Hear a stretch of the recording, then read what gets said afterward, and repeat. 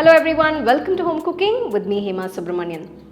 I've made several recipes using the finger millet, that is the ragi, and they're all very healthy recipes. I'll give you all the links in the description, do check them out. Today I'm going to share another breakfast recipe. This is Ragi Upma. It's very simple to make and it's very tasty, so let's get started. Here are all the ingredients needed for this recipe. To a bowl, I've taken 1 cup of sprouted ragi flour. This is a 250 ml cup. If you don't have the sprouted ragi flour, you can just use the regular one.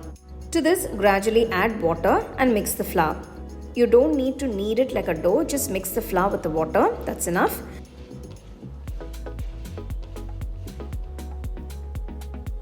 So once you get this crumbly texture, the ragi flour for the upma is ready.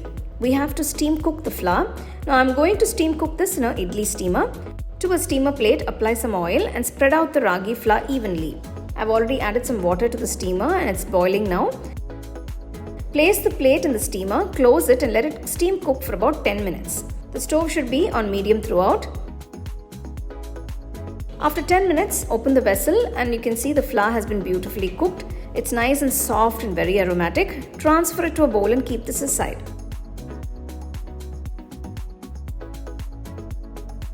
To a wide pan or a kadai, add 2 tablespoons of oil. Once the oil is hot, add 1 teaspoon of chana dal, 1 teaspoon urud dal and 1 tablespoon of peanuts. Adding peanuts is optional. You can add them with skin or without skin. Roast them nicely. Once the dals have come to a nice golden brown color, add half teaspoon of mustard seeds, half teaspoon cumin seeds. Add a pinch of asafoetida powder, a few fresh curry leaves and a piece of finely chopped ginger and saute it.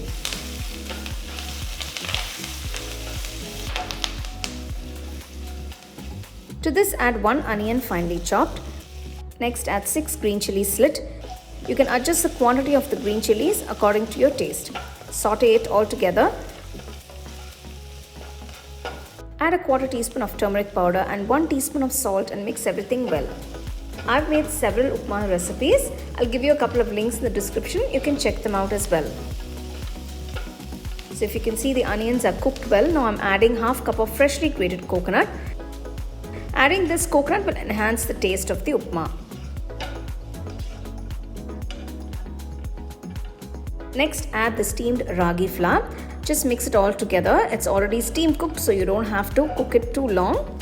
You can check for seasoning at this point and add salt if required.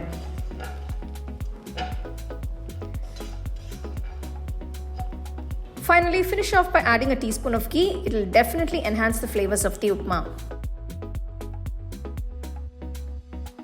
Nice, healthy and tasty ragi upma is ready to be served nice and hot.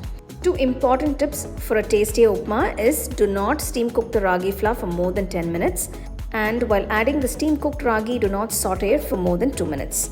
This way the upma will be nice and soft. This is a very easy recipe. You can serve it with some nice chutney or sambar by the side.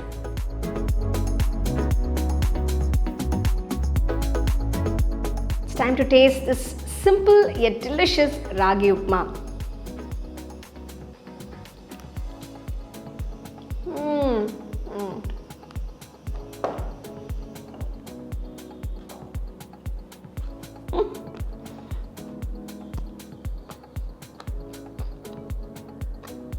I've taken a big mouthful.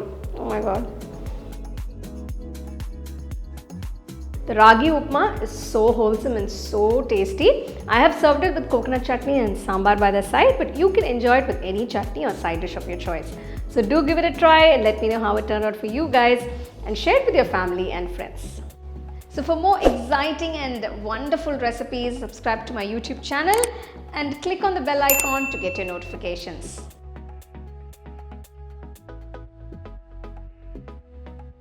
The second edition of the home cooking book is now available on Amazon as well as on shop.homecookingshow.in.